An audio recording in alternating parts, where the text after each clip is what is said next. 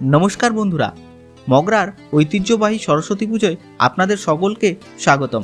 আজকের ভিডিওতে আপনাদেরকে দেখাবো কিভাবে আপনারা মগরায় আসবেন এবং মগরার সমস্ত পূজা মণ্ডপগুলি খুব সহজেই দর্শন করবেন। সমস্ত কিছু আপনাদেরকে ডিটেলসে জানাবো। ভিডিওটাকে শেষ অবধি দেখুন। ভিডিও ভালো লাগলে অবশ্যই আমাদের চ্যানেলটিকে সাবস্ক্রাইব করুন। এবারের পুজোয় সমস্ত জায়গাতেই আলাদাই নতুনত্বের চমক রয়েছে। সন্ধ্যের পরে আসলে আপনি লাইটিংটাও খুব ভালোভাবে দেখতে পাবেন। তো চলুন আজকের ভিডিওটা শুরু করা যাক।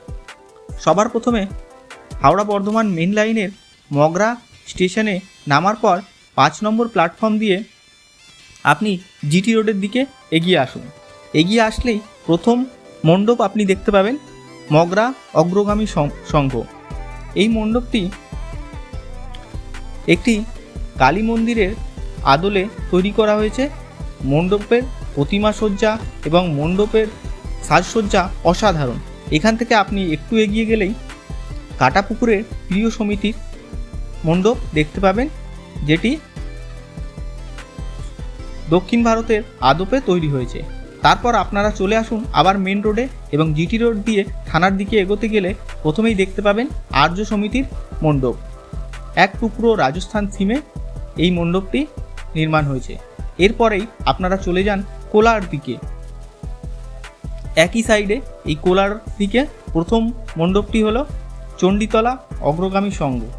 এখানে রাজস্থানী ঘরানার একটি থিমে মণ্ডপ হয়েছে, খুব অসাধারণ। এবং এখান থেকে এগিয়ে গেলেই আপনারা দেখতে পাবেন ঐক্য সম্মেলনী, যেখানে নীলকণ্ঠ ধামের থিমে মণ্ডপ সজ্জা হয়েছে, অসাধারণ। এবং তারপরেই আর একটু এগিয়ে গেলে আপনারা দেখতে পাবেন বান্ধব সম্মেলনী, এবং যেখানে বারাণসীর যে লাইভ আরতি হয় সেটা আপনারা দেখতে পাবেন। মণ্ডপ এখনও সম্পূর্ণ কমপ্লিট হয়নি, এখানে প্রচুর ভিড় হয় এবং রাত্রিবেলায় এলেই এই লাইভ আরতিটা আপনারা দেখতে পাবেন। তো অবশ্যই আপনারা সন্ধ্যের পরে এই মন্দিরটি দর্শন করুন। এরপর আপনারা আবার জিটি রোডে চলে আসুন এবং জিটি রোড থেকে এবার চলে যান ত্রিবেণী রোডের দিকে।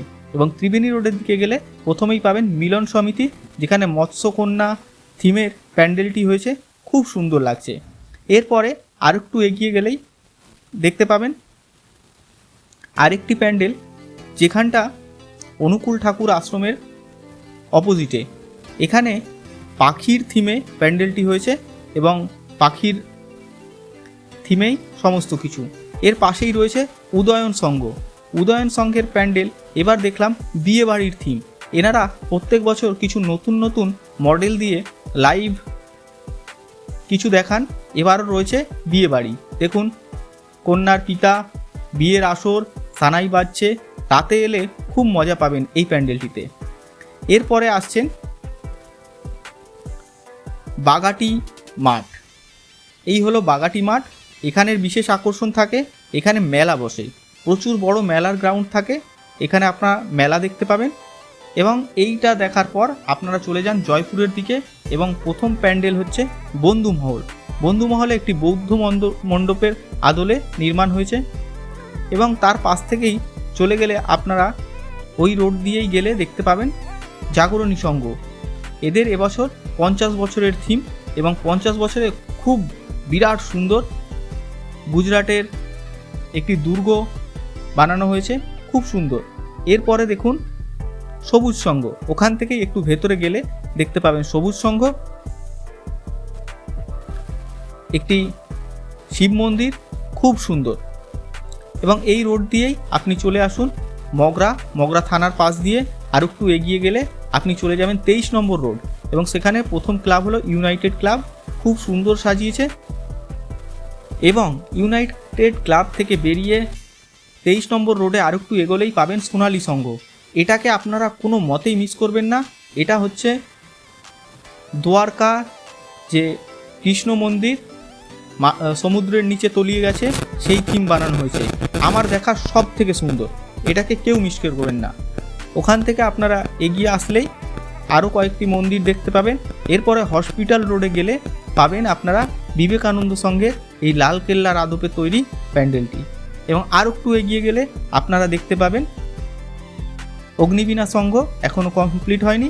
তার থেকে আর একটু এগিয়ে রামকৃষ্ণ সিনেমা হলের দিকে গেলে নেতাজি সংঘ। এরপর আবার আপনারা ব্যাক করতে পারেন এবং আপনারা দেখতে পাবেন মগরা ব্রিজের দিকে এগিয়ে আসলে রবীন্দ্র সংঘের পুজো। এই ছিল অনেক বড় বড় কিছু পুজো। যদি কোনো আমি মিস করেছি তাহলে ক্ষমা করবেন, নিচে কমেন্টে জানাবেন। এগুলো ছিল পুজোর একদিন আগের প্রস্তুতির ভিডিও। রাতের ভিডিও এবং সম্পূর্ণ মন্দিরের ভিডিও আরও পরে আপলোড হবে। আপনারা আমাদের চ্যানেলটি ফলো করতে থাকুন। এছাড়াও মগরায় আরও অনেক পুজো হয়। ভিডিওটা ভালো লাগলে প্লিজ আমাদের চ্যানেলটাকে সাবস্ক্রাইব করে পাশে থাকুন। ধন্যবাদ।